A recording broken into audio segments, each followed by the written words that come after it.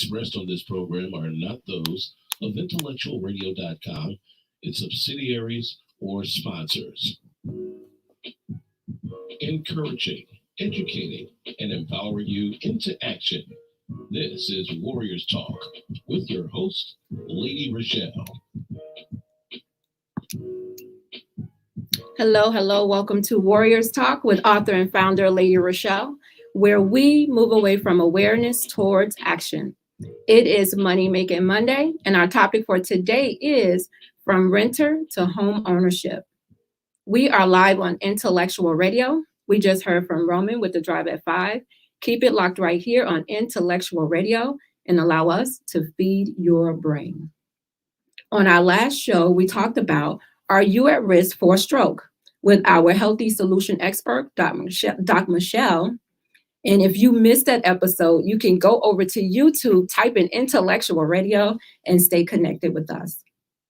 The quote of the day is, everyone desires to own their own home, but the actual purchase is reserved for those with good work ethic and those who are brave and committed.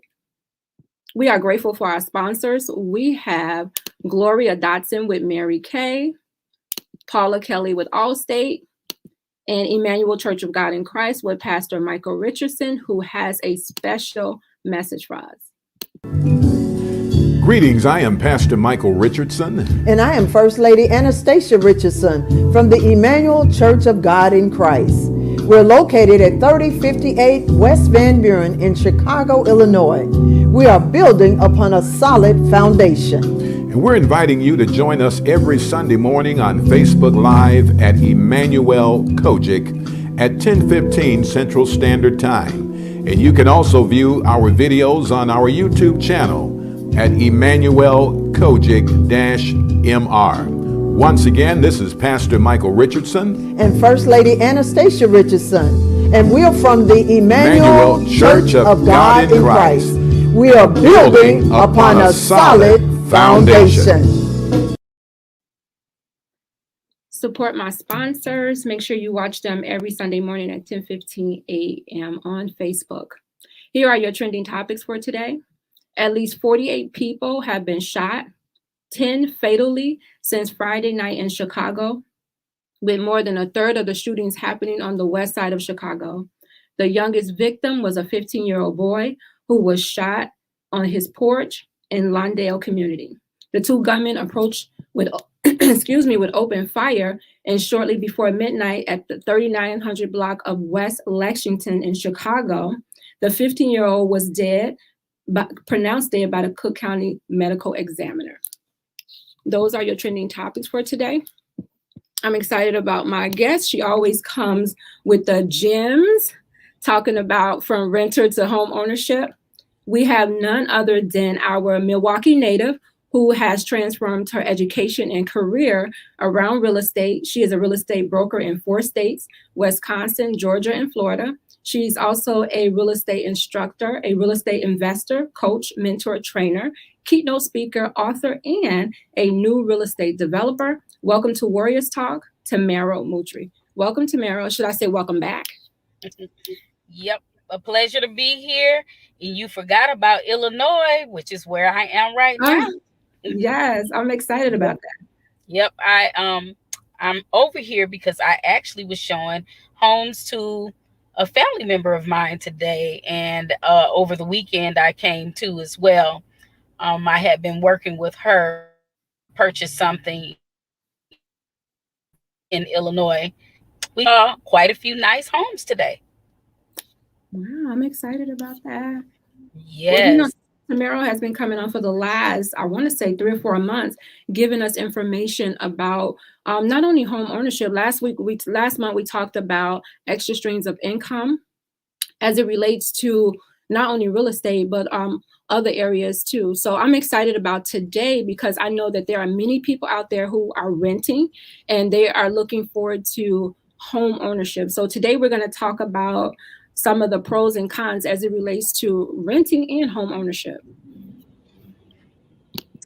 I'm glad to be back to talk about this. I just want to let everyone know that if you can rent, you can buy. It does take some discipline for you to be able to do so. And there are a number of things that you need to start working on in order for this to happen for you. It is not it's not for the weak, but you can prepare yourself ahead of time to do the things that you need to do to be prepared for homeownership. A lot of people might think that they can't do it, and a lot of people have been misinformed. And we've talked before about getting ready for homeownership and what you need to do to prepare for it. And I'm going to touch on some of those things again today. One of which is you making sure that your credit is in order. That's one of the first steps. There's websites that you can go to check your credit scores. A lot of people use Credit Karma, which it really isn't accurate, but it's a guide to show you where a couple of your scores are. It doesn't show all three. I want you to use a website that only costs a couple of websites that only costs $1. And I hope everybody has a pen and paper, because you are going to want to take notes so you can prepare yourself. Get a folder out and make sure that you have this folder available so you can know all the documents that you need to have to prepare for home ownership when it's time for you to go to a lender to get pre-approved. The things that I have to talk about today are going to be very important to the process. I don't want to have anyone think that because, number one, they're in a Chapter 13 that they can't buy, or if you have a 580 credit score. The lenders use the middle credit score to qualify you. And you can check on your scores by going to www.scoresense.com. www.scoresense.com. That's SCORE Sense, SENSE.com. I have a question, Tamairo. Okay. Is that middle score different from the mortgage score? These are normally the Vantage scores that you get offline. And I was going to give you one other website that they should know about that's kind of expensive, but this is the FICO 8 score that the mortgage lenders actually use. And that is for myfico.com, www.myfico.com. That's MYFICO. Now that is the one that the lenders pull. The Vantage scores are ScoreSense and the Credit Karmas and the www.creditchecktotal.com. Experian merged with creditchecktotal.com. Those are some websites that you can go to pull your scores, and it costs $1. And then you know how it goes. After that, they have the little trial period, and you can. Okay, I think Tamairo froze a little bit. If you are just tuning in, we're talking about from renter to home ownership. And she was just giving us some steps and some things that you need to do to put yourself in a position to purchase. Okay. I'm sorry. I don't know why it's freezing, but I was just saying that Credit Check Total and Experian, they merged together for you to be able to pull your scores, and it only costs $1. You can pay after the trial is up to monitor your scores, and monitor it going up after you make improvements to your scores. You have to make sure that you have a middle score of 580. I like for people to try to be in the 600s, because if you have to get credit pulls, then and it brings your score down some, you have room to be able to do that. Where do I start? It's so much to talk about. Okay, go ahead. I have a quick question. I'm sorry. Is it true that some of the lenders won't work with you if you're using the like the home buyers assistance programs? Like it slows down the process, or they don't want to work with you altogether? That is true. And so when you have that happen, what you need to really do is pay attention to the lenders who will accept those down payment assistance programs. Sometimes they're not always the greatest.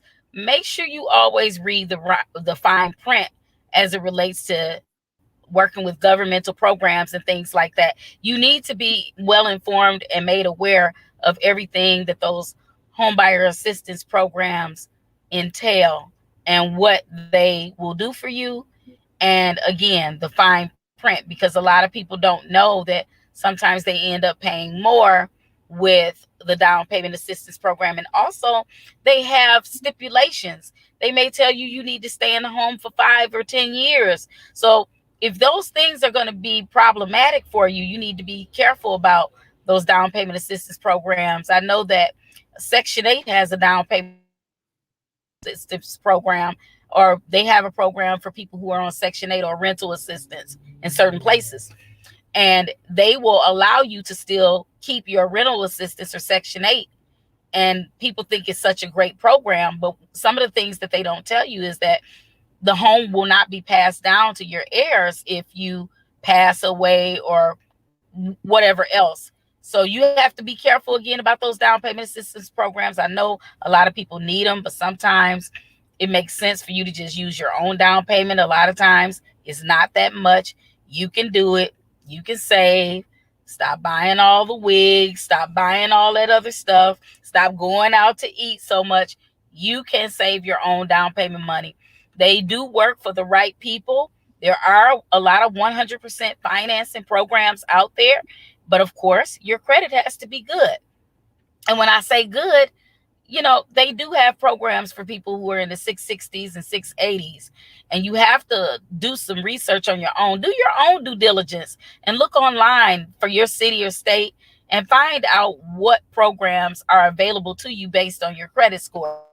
Most lenders, I won't say most, I'll say some lenders will accept that down payment assistance. Some of them don't participate in down payment assistance programs. So you got to be careful about that. There are home buyer assistance programs that allow you. All right. She's frozen again, and I'm sure she'll be back. So Walter said he has his pen and he's ready. Lakeisha says home ownership is a stable investment, stable mortgage payments. The equity is cheaper than rent. And that's what we're trying to find out today. Like, what are the pros and cons of home ownership? Should we keep renting, or should we start saving and putting ourselves in a position so that we can own a home? So she's given us a lot of good gems today as it relates to what you need to set yourself up for home ownership and why. This keeps freezing up. Hopefully you can hear me. Can you hear me and see me now? I can Hello? hear you and see you. Oh. Yes, I can. Okay, great. All right. What I was saying before it froze again is that there are some places that will not allow that down payment assistance, and some places who. Okay, I'm gonna need Tamairo to get out of the car. I know she's busy running around doing her thing, but so we're talking about some of the places that will not accept the down payment assistance. And my question was, why? Why do they don't want you to use it if that money is there? If the money is there for people to help them to be homeowners, why are they discouraging you from using it? It's like they don't even really want to be bothered with it. So what Tamairo is saying is to research the individual lending companies who will accept it. And if you're going to be using that, then those are the companies that you will go for. There is also discrepancies when it comes to FHA and when it comes to conventional loans. So it just depends on what you want to do, but do your research. Like she was saying, go to YouTube, type it in, and it'll bring up all the information that you need. Can you hear me, Tamairo? Yes, I can. I'm not sure why we have such a terrible connection. Can you hear me now? Yes, I can hear you fine. And you can see me? Yeah, sure can. Okay. All right. So one of the things you need to look at is as far as you wondering why they decided that they don't want to help us or whatever, they sometimes they just, the lending programs just don't coincide with their model. Their bank does not, they're not a vendor with any of the programs. They haven't signed up for those programs. Unfortunately, I do want to bring up some very important points for people to understand and know for today. And that is, we are having a difficult time with our buyers getting FHA financing. And I wanted to discuss that today. This is part of coming from a renter to home ownership, and I'm not trying to discourage anybody, but I would like for everybody to get their scores as high as possible. That way you can possibly get a conventional loan. I hate to say this, but they are undercover discriminating against us because most of our people need what? FHA financing because of the minimum down payment amount. And as it relates to that, I want to tell you about an FHA loan. That's the Federal Housing Administration loan. What's happening is our people who are using those loans, the sellers of these properties, they know that the inspections are a little bit tedious. And they know that if they take a person that has FHA financing, then they know that they may have to do some repairs to the property. And with a conventional financing, and of course, cash or private money lending, they can more so not have to do repairs to the property, or they will skip past certain things. FHA, they have an appraiser that comes out, and there's certain things that they look for. And sometimes, not all the time, but sometimes FHA appraisals come back short. And what happens is if those deals fall apart, those transactions fall apart, now that FHA appraisal is stuck to that property for 6 months. So with that being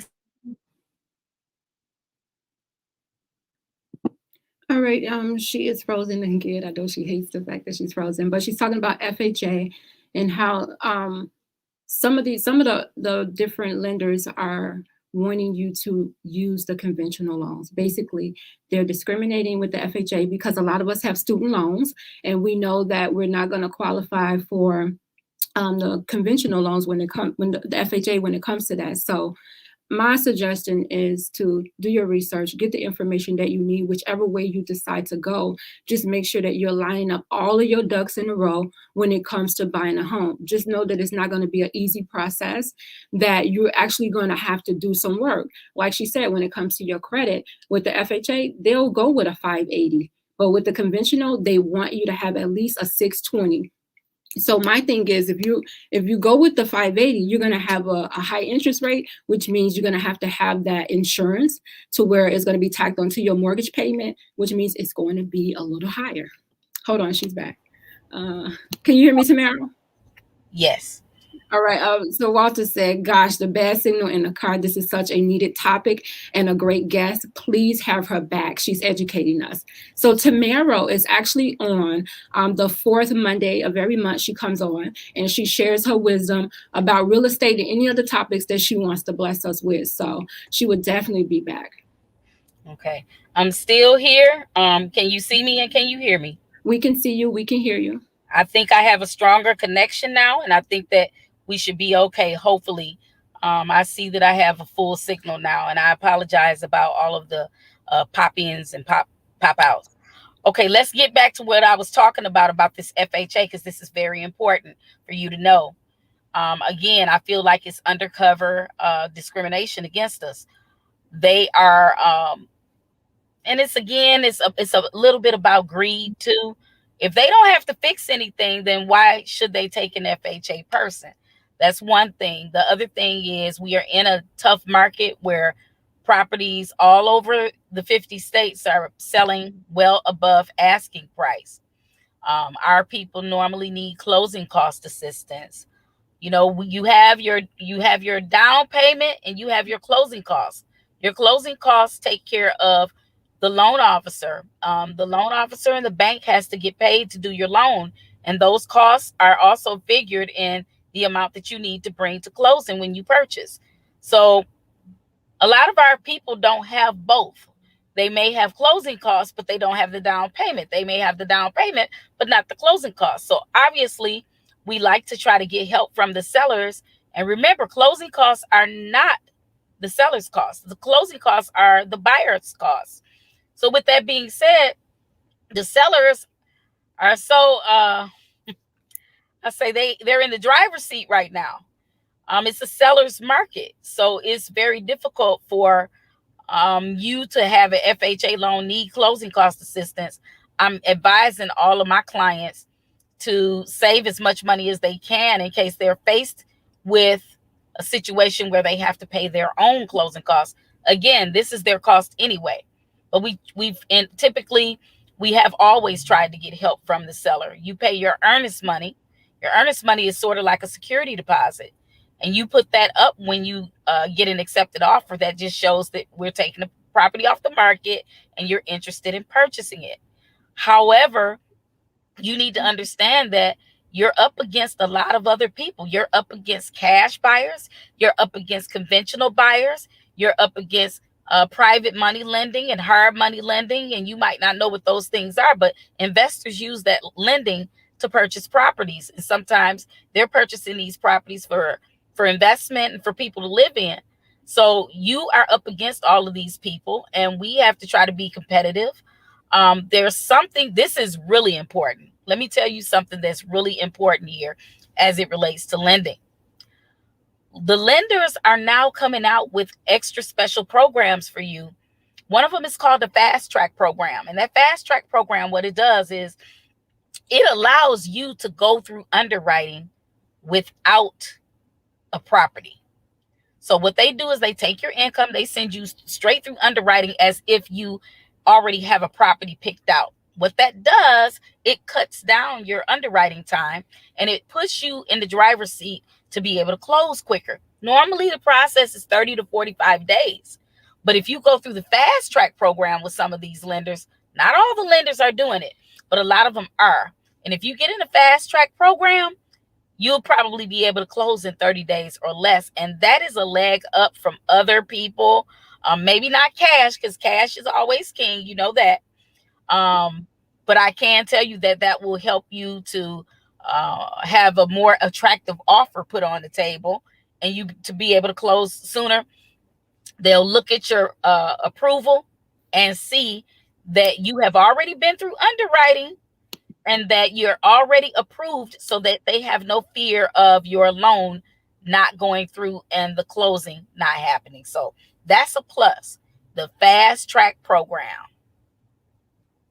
If you are just tuning in, we're live on Intellectual Radio. We're talking to Tamairo Moutry, our real estate guru, and we're talking about from renter to home ownership. And she just got done mentioning the Fast Track program as it relates to purchasing a house, which cuts down the time on you getting approved for that house. So Tamairo, I really want to get into some of the pros and cons as it relates to renting and home ownership. Okay, so I do want to say that the pros of home ownership have everything to do with your money not going down the drain. And I'm going to be going back and forth between the pros and cons, because we all know that if you're paying rent, you're paying somebody else's mortgage, or you are making someone else's pocket fat. It definitely isn't yours, because they may have a mortgage that you're paying, or they may be making money from that property. And there's absolutely no reason why you can't do it yourself. You can become a landlord. I've been telling a lot of my people that they could start off by buying a duplex or a single family. One of the ways that you can benefit from being a homeowner and getting a multi-unit first is because the tenant that moves in can be paying your mortgage. You are able to have that tenant pay that mortgage, and you can be living for free, or not necessarily free, but maybe with your utilities. But your mortgage may be covered by that tenant. If you buy a townhouse, duplex, you can even purchase a 4-unit as a first-time buyer. If you qualify, And they also use the rental income to help you qualify to get your loan. And maybe a lot of people didn't think about that, or they didn't know that. Or I hear a lot of people say, well, I don't want to live next to nobody. But you know what? You got to think about why you are doing this. You need to do it for investment. You can always stay in it for a year, move out, and now you can rent out both units.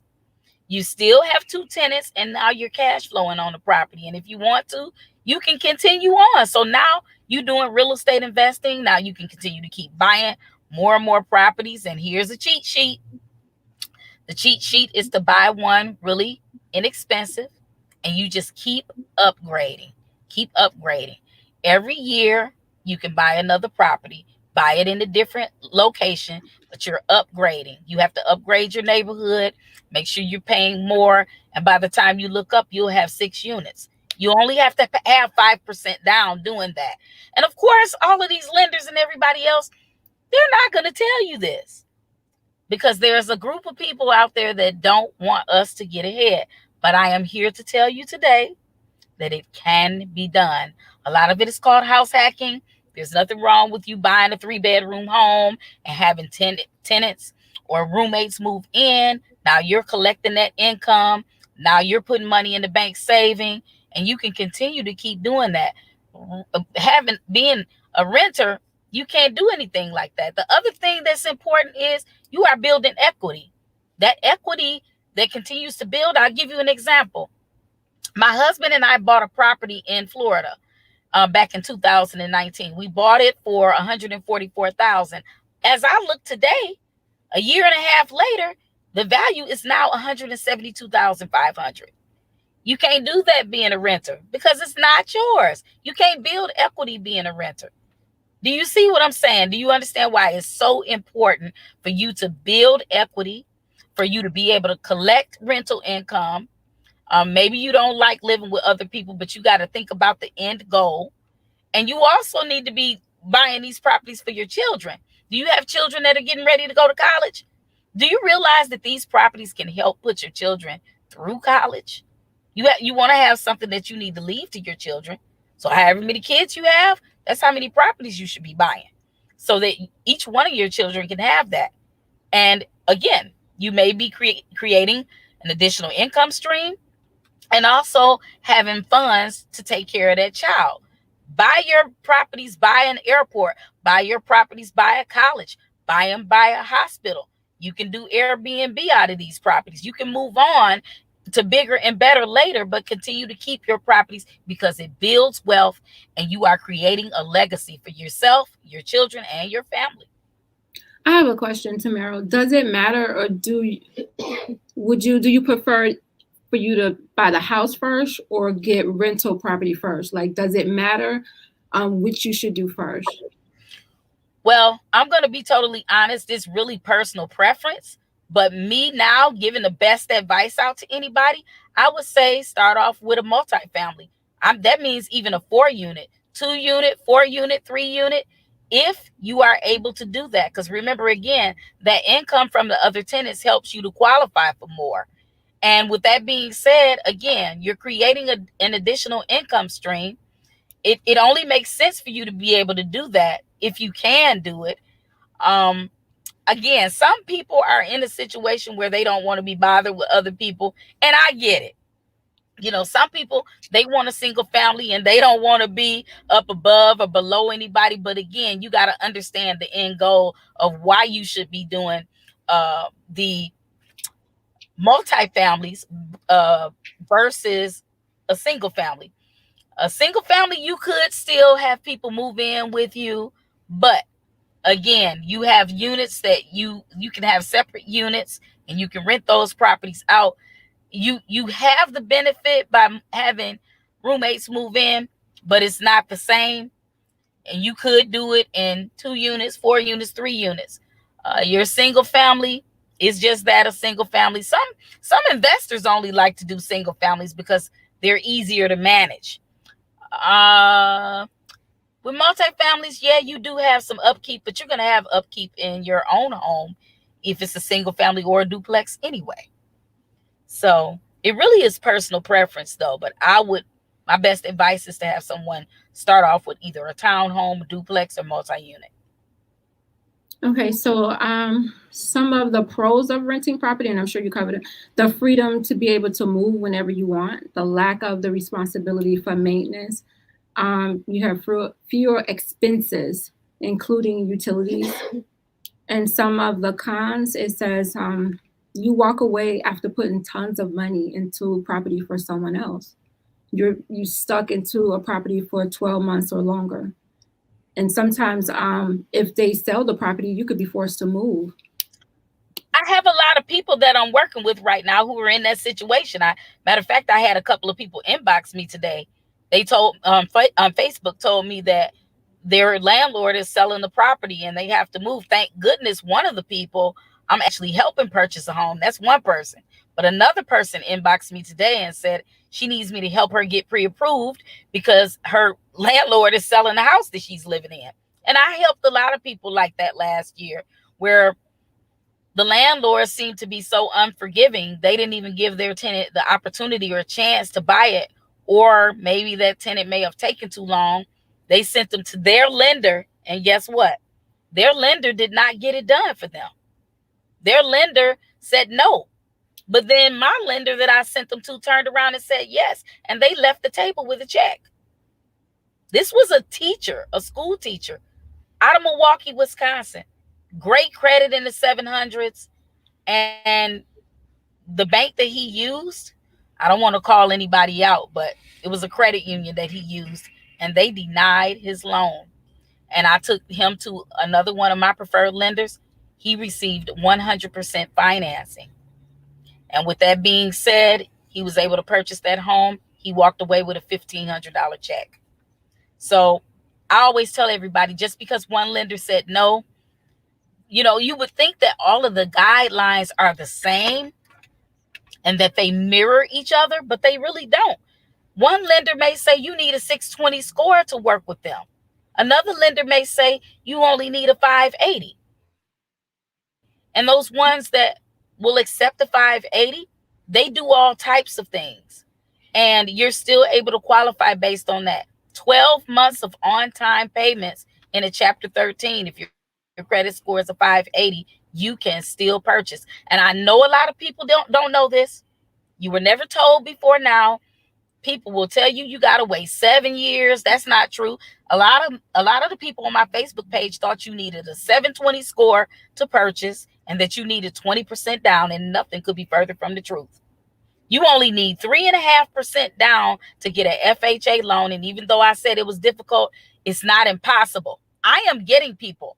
I got their offers accepted. I have several people who I have transactions on the table right now who are FHA.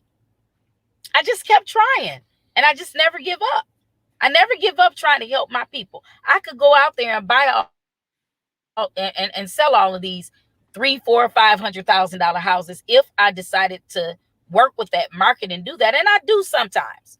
But my main objective is making sure that I can help the people who really, really need the help. People who have been thrown away or told that they couldn't do it. People that have lower credit scores that seem to think that this is impossible for them to do. Those are the ones whose lives that I'm turning around to make sure that you can get in a home, because some of you are paying $1,100, $1,200, $1,300, $1,400, $1,500 in rent. When you equate that to the numbers and you start looking at what that would entail if you purchased, that's about anywhere from a $200,000 to $250,000 house.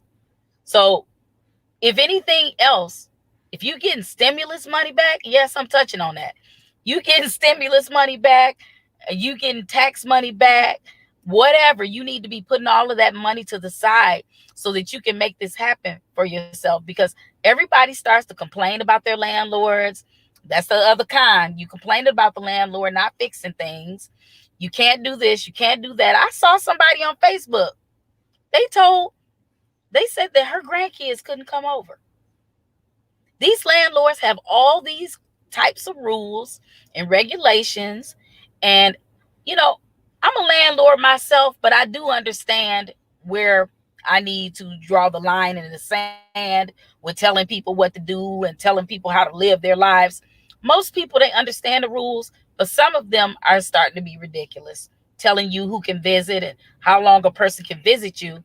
It's a difference when they move in, but it's another difference if they are just coming to visit for a week because they are out of town. Yes, nobody should be able to tell you who you can have at your house. These are the types of reasons why you need to try to make a difference in your own life and become a homeowner. It's so many African American people who, if they just had a little push and a little bit of help with the credit and the finance part of things, then that they can do it. Again, we should all be trying to work towards that. I don't care what your situation looks like. I've brought people from 400 something credit scores all the way up into the 580s and 600s and even higher to be able to get themselves financed. I think a lot of people, Tamairo, get discouraged because they don't know the process that it takes, to lead you to home ownership. They hear so many stories, so many horror stories that people may have went through, and just not getting that information on your own to know what it is to actually get through it and know that it's not going to be a quick process, that you are going to have to do some work in order to get there. Right. And some of that work, and I'm glad you brought that up, and it's all true, that you need to get your documentation in order. When I first came on, I told you to get a folder. That was when the video kept flickering on and off. Get yourself a folder and get out your last 2 years of tax returns, your last 2 years of W-2s. They're going to ask for every place that you worked at. Put all that stuff together. They're going to ask for a VOE. That VOE is called verification of employment. If anything looks kooky on your credit and they want to be able to find out what's going on with it, they may ask you for a letter of explanation, and that acronym is LOX. A letter of explanation of why you move some money from here or there. They want 3 months of bank statements. Why do they want that? Why are they asking for your bank statements? They want to see if you've been saving your money. They want your funds to close to be sourced and seasoned. What does sourced and seasoned mean? The source is where the money is coming from.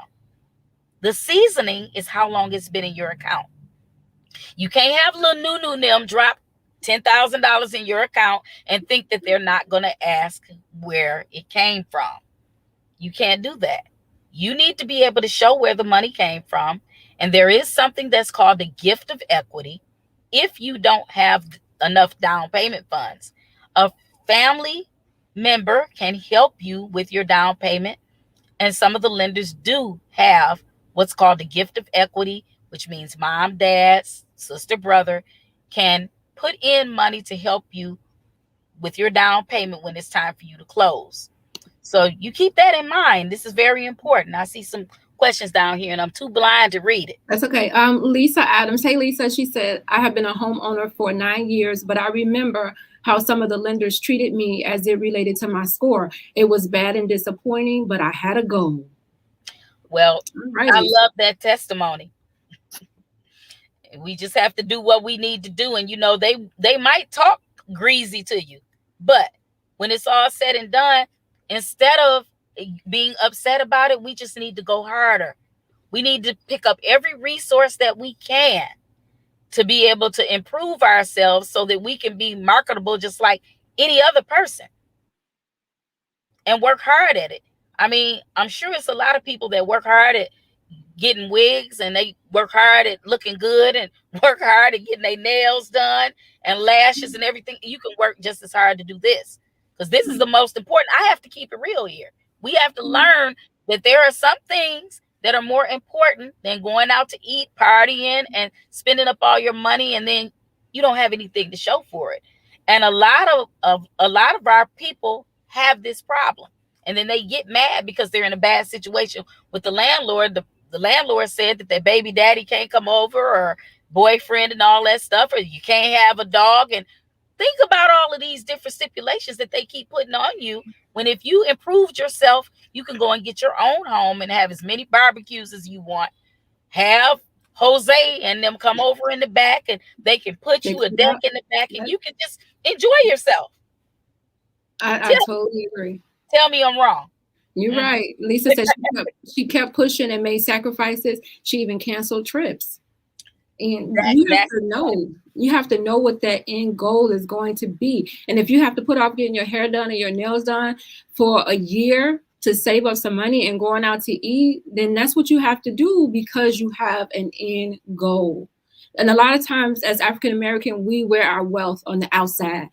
It's in our purses, it's in our shoes, it's in our clothes, it's in our jewelry, it's in our hair. Everything, our wealth is on the outside. And then we go home to a little apartment, but everything else is, we're showing everything. We have nothing in the bank.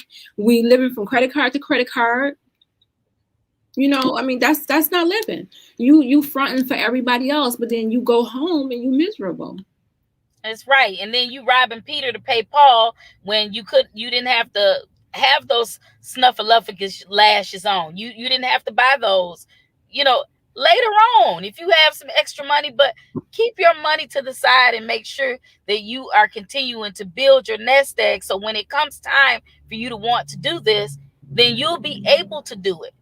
And people, I've never seen so many people complain, talk crazy about the landlords, call them slumlords. He won't do this, he won't do that. Well, what are you doing for yourself to get out of that situation? That's all I'm saying. Stop calling your landlord a slumlord, because guess what?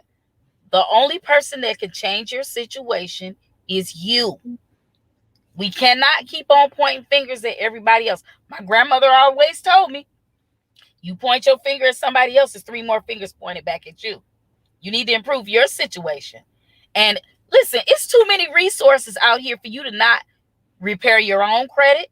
You don't always have to pay a credit repair company to take care of things for you. Go to YouTube, get right on Facebook. Facebook has a lot of credit groups. One of them I can tell you, it's not even my group, but I have one too. It's Tamairo's Credit Clinic. But there's some other ones called Road to 750.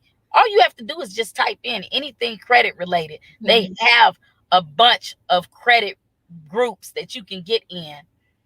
Yeah. And yeah, you have no idea how much help and resources are out there on YouTube, Facebook, and all over Google. You can do it yourself if you put your mind to it. Any question that you want, you just type it in Google or on YouTube, and it's going to be a video. Somebody has already answered it. I do belong to the Road to 750, and when I say they answer all questions, they have any type of letter or documents that you need, because somebody has already been through it. So all of that information is there to where you don't have to walk this journey by yourself. There's so much out there to where we can, partner with someone else to help us on this journey. You don't have to do this alone, because you're not the only one that's trying to go from renter to home ownership. Let me tell you something else that is really important. And I see that there are some people on here who are already homeowners, and that's good, because you never stop learning. I like the fact that Lisa is on here letting us know her story and her testimony, because Lisa may want to move up. There's a such thing as called a move up buyer. And Lisa needs to know what she needs to do to get her house in order if she decides to sell it, or if she decides that she wants to rent it out and move on and upgrade to something bigger. But the beauty of Lisa's situation is if she wanted to, and she has equity in her home, she can cash out, refinance, or do what's called the HELOC, home equity line of credit. She can take that money and she can use that money towards her next house that she purchases. So she'll have that money plus whatever money she has saved in the bank. She'll look like an excellent candidate for being a move-up buyer. There's a lot of people that downsize and they buy homes. Maybe they had 5 children and it was the last one just went off to college. All the other ones have graduated. They're in a big 6-bedroom home and now they need to sell. Well, now they need to sell their home so that they can downsize into maybe a small 3-bedroom home. There's a lot of reasons why you need to purchase, so that if you need some additional money, even with a HELOC, that can also help with your child's education if you want to send them to college. So keep that in mind when you think about trying to purchase versus staying a renter. that there are so many other benefits and write-offs, tax write-offs that you can get for being a first timer. And not just the first timer, anybody. You're going to be getting write-offs every year for being a homeowner. Some people have become homeowners so that they can offset some of their taxes, because some people, they owe Uncle Sam every year. And that's a way to minimize that debt that you owe. There's so many other reasons why this is a good business decision and personal decision to make. I have a question. How long, Tamairo, does it take to build the equity in the home? Well, I'm be honest with you. These days, I know that I saw some stuff going on Facebook where a person bought a house and they decided they just didn't like the area. It was someone who had relocated somewhere. And they decided they didn't like it and wanted to move someplace else. So like maybe 3 months later, they put the home on the market, and I think they made 30 grand off of it. So listen, it can build as quickly as 3 months, longer. I'll give you another example. A lady out of California who has a lot of units that I manage in Milwaukee. She buys a lot of investment properties. She bought the property last year. She had it for about a year, I want to say. And she bought it for $61,000. She paid cash for it. And then she did a cash out refi on the property recently. Her appraisal came out at $81,000. It's a 3-unit.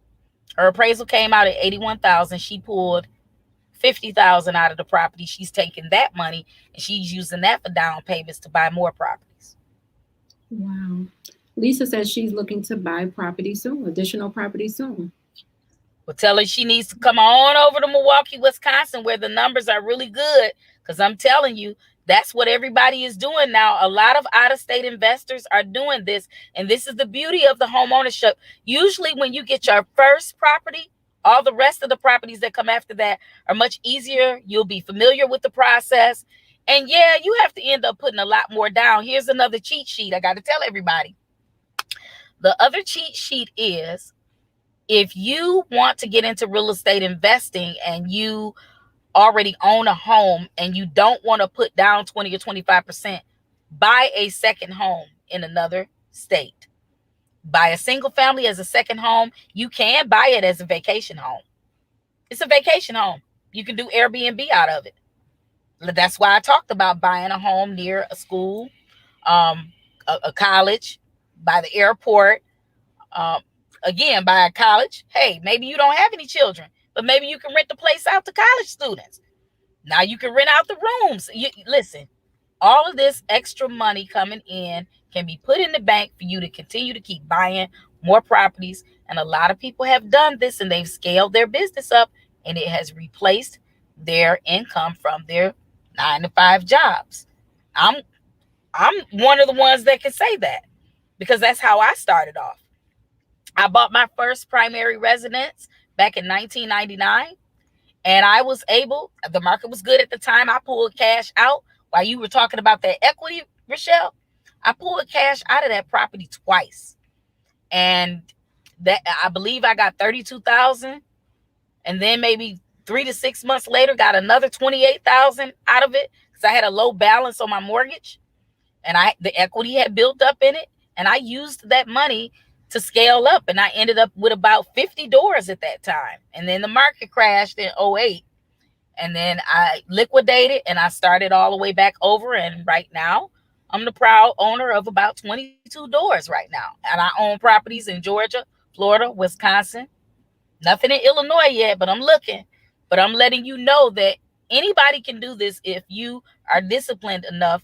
But buying your first home puts you in the driver's seat for you to do whatever else you want to do down the line. Kenya says she wants to purchase 3 more properties. So they're ready to buy. They are ready. They are ready. Well, you know, No, go ahead. I'm sorry. Go ahead. Oh, I was getting ready to say, well, they can all reach out to me. ReShell, you have all my information to give them. Go ahead and tell them how to stay connected with you and where to find you. Okay, listen, I'm all over the net.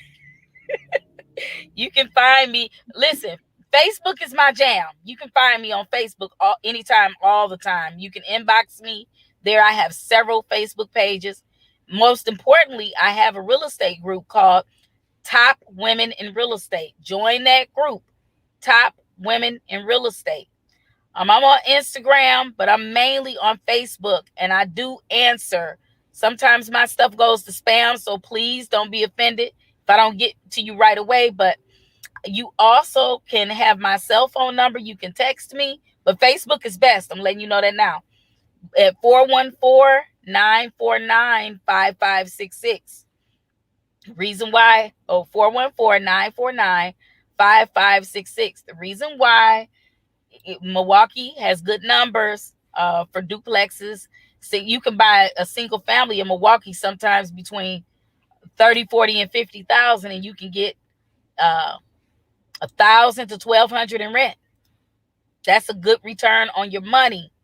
Again, that second home. You might want to buy a second home in Florida, do Airbnb out of that property in Florida. That's good money there. Okay. Remember, you only need 10% down if you're buying a second home. That's the cheat sheet I was telling you about. 10% down in a different state that you live in. You live here in Chicago, buy something in Milwaukee. Buy a vacation home. Buy it in Florida, a second home. Buy a second home in Georgia. 10% down, that's all you need. With the right lender, tell them you only want to put 10% down. Tell them it's a second home, not investment property. You say investment property, it's 20 to 25% down. Second home, you only need 10%. Tamairo, thank you so much for sharing your experience and your wealth of knowledge with listeners. You know, I appreciate you. I will leave you all with these words of wisdom. Every accomplishment starts with a decision to try. Join me next Monday right here at 6 p.m. on Intellectual Radio. As always, thank you for tuning in to Warriors Talk with author and founder Lady ReShell, where we are changing lives one warrior at a time. Thank you for having me. Bye, everybody. Of Warriors Talk with Lady ReShell. To find out more about Warriors Talk, follow at Warriors Talk, the number 1, on all social media outlets, and Warriors Talk with Lady ReShell on YouTube. Please join us next week and every Monday evening at 6 p.m. Central Standard Time on intellectualradio.com for Warriors Talk with Lady ReShell, where we encourage, educate, and empower you into action.